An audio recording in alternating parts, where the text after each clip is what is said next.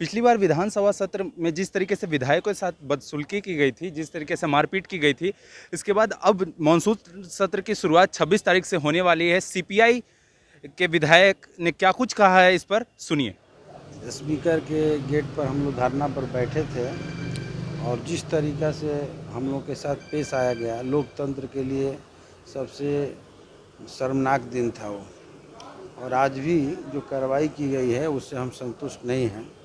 बिल्कुल एक दिखावा है और हम समझते हैं कि इसमें जो कुछ भी उस दिन हुआ था वो पूरे भारतीय लोकतंत्र के संसदीय परंपरा के खिलाफ था, जो कहीं पूरे देश में नहीं हुआ था।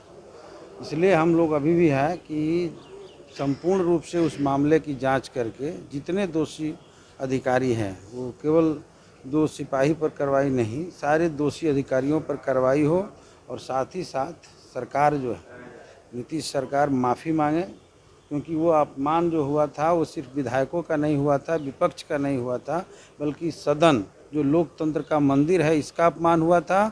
और इस लोकतंत्र के मंदिर में जनता के चुने हुए प्रतिनिधि आए हुए थे, इसलिए पूरे बिहार के जनता का अपमान हुआ था।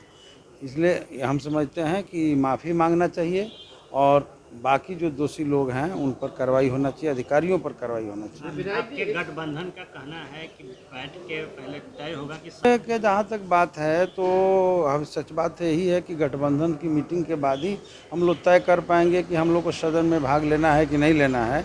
अभी इस पर फाइनल डिसीजन तो आया नहीं है, लेकिन जहाँ तक बात है कि जिस तरह की सरकार पेश आती है तो स्वाभाविक है डर लगना, इसमें तो कोई शक नहीं है। क्योंकि जब भी हम आवाज़ उठाएंगे लोकतंत्र के लिए, जब भी हम जो है जनता के पक्ष में आवाज़ उठाएंगे और हमारे साथ इस तरह का व्यवहार होगा तो यहाँ तो डर स्वाभाविक है। डर सरकार से या किसी व्यक्ति विशेष? नहीं, सरकार से क्या डर है, माने सरकार जिस तरह से बिहेव कर रही है, माननीय सदस्यों के साथ जिस तरह का व्यवहार हो रहा है, तो इस लोकतंत्र में इस हमले से डर लग रहा है कि हम जो है इस तरह के हमले होंगे तो लोकतंत्र बचेगा कैसे। लोकतंत्र का धजिया उड़ाया जा रहा है।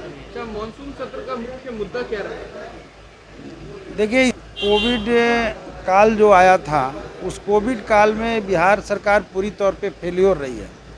जनता को भगवान भरोसे, भाग्य भरोसे छोड़ दिया गया था और हजारों हजार के संख्या में लोग तड़प तड़प कर मरे। कोई तैयारी नहीं की गई थी सरकार की ओर से।